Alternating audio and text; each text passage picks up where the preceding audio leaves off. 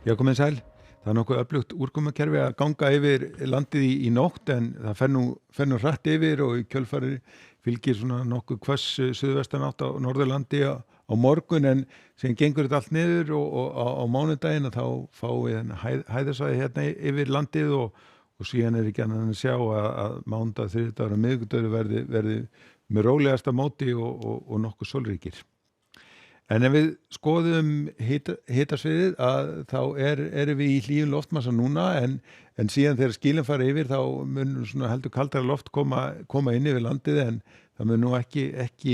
verið lengi því að síðan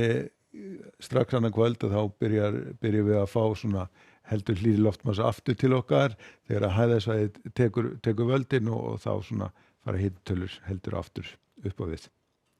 En við skulum skoða hvað að gerast næsta sólarhringinn. Við sjáum hérna spákortin sem gildi svona klukkan 9 kvöld að skilin liggja hérna við vesturströndina og á leiðinni hérna austurbóginn þannig að það mun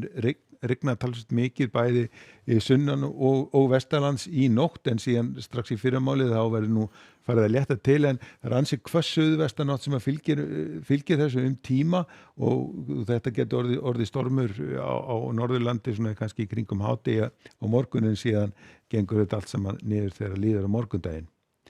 Við skulum skoða þetta aðeins nánar á Íslandskortinu, hvernig þetta lítur út í fyrramáli, þá sjáum við að það fara að létta til, úrkomuskilin eru farin austur á landinu en aftur á móti er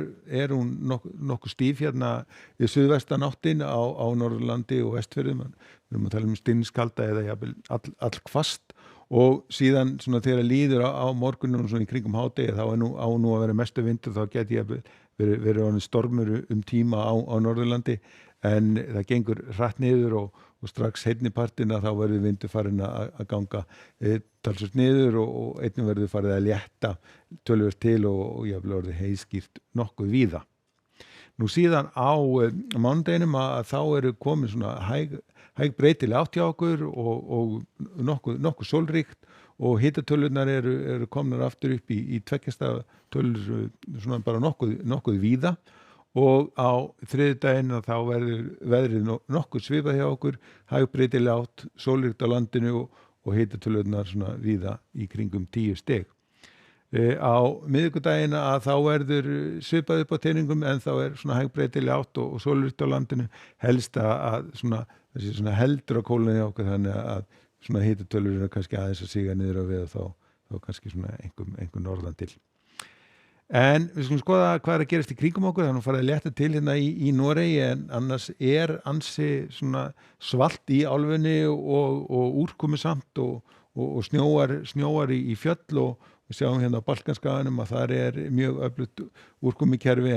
en aftur á móti nú farið að létta til hérna bæði sólin fyrir að skína í Istanbúl, Aþenu og einnig nokkuð bjartur dagur á Ítalíu. Og ef við förum að Atlantshafinu að þá nú fínasta veður bæði í Portúgal og Spán á morgun, þar svona hæðarsvæði ríkjandi nokkuð sólríkt og hitatölurnar svona nokkuð nálægt meðallagi meðan að það mun svalara í Frakklandi, þannig svona bjartara hérna vestan til en síðan úrkomu meira svona eftir því sem að austar dregur. Við skulum þá skreppa aðeins til Kanaríeyja, þar á nú að vera svona í svalarlagi á morgun, hámarkshitatölur svona eitthvað nálægt 20 gráðunum og svona í norðanátt og það verður nú svona nokkuð